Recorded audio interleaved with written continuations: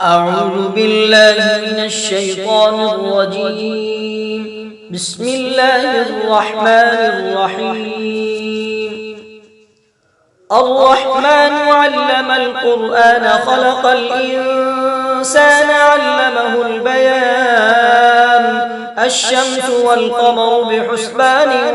والنجم والشجر يسجدان والسماء رفعها ووضع الميزان ألا تطغوا في الميزان وأقيموا الوزن بالقسط ولا تخسروا الميزان والأرض وضعها للأنام فيها فاكهة والنخل ذات الأكمام والحب ذو العصف والريحان فبأي آلاء ربكما تكذبان خلق الإنسان من صلصال كالفخار وخلق الجان من مارج من نار فبأي آلاء ربكما تكذبان رب المشرقين ورب المغربين فبأي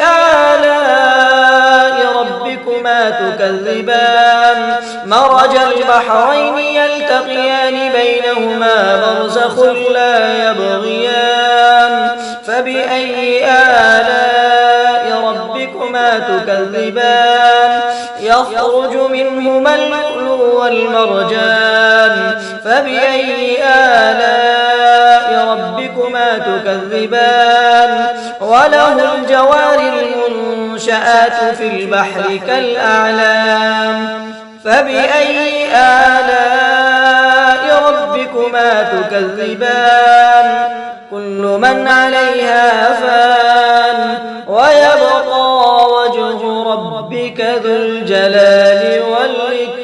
والإكرام فبأي آلاء ربكما تكذبان يسأله من في السماوات والأرض كل يوم هو في شأن فبأي آلاء ربكما تكذبان سنفرغ لكم أيها الثقلان فبأي آلاء ربكما تكذبان يا معشر الجن والإنس إذ استطعتم أن تنفذوا من أقطار السماوات والأرض فانفذوا لا تنفذون إلا بسلطان فبأي آلاء ربكما تكذبان يرسل عليكما شواظ من نار ونحاس فلا تنتصران فبأي آلاء ربكما تكذبان فإذا انشقت السماء فكانت وردة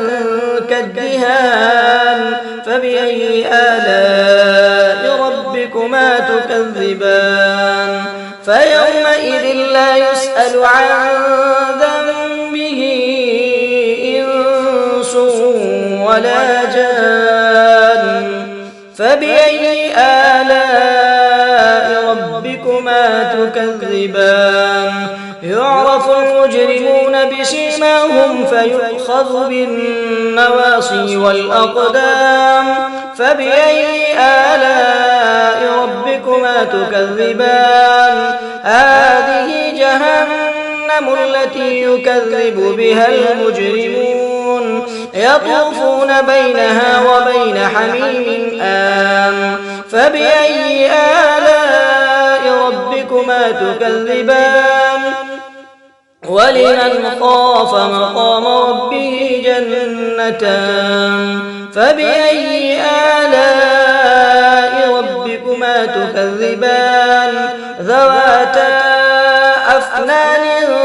فبأي آلاء ربكما تكذبان فيهما عينان تجريان فبأي آلاء ربكما تكذبان فيهما من كل فاكهة زوجان فبأي آلاء ربكما تكذبان متكئين على فرش بطائنها من استبرق وجنى الجنتين دان فبأي آلاء ربكما تكذبان فيهن قاصرات الطرف لم يطمثهن إنس قبلهم ولا جان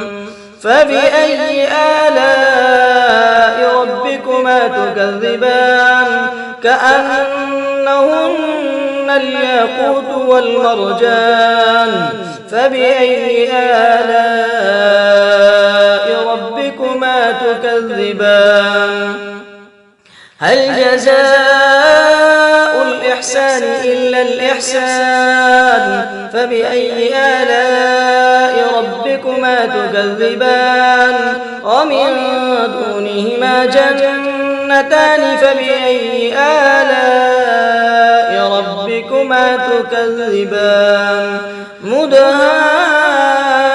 مدهامتان فبأي آلاء ربكما تكذبان فيهما عينان نضاختان فبأي آلاء ربكما تكذبان فيهما فاكهة ونخل ورمان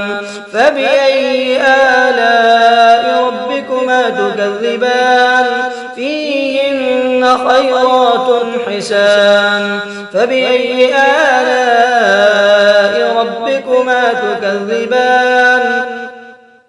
حور مقصورات في الخيام فبأي آلاء ربكما تكذبان لم يطمثهن إنس قبلهم ولا جان فبأي آلاء ربكما تكذبان متكئين على رفرف خضر وعبقري حسان فبأي آلاء ربكما تكذبان تبارك اسم ربك ذي الجلال والإكرام صدق الله العظيم.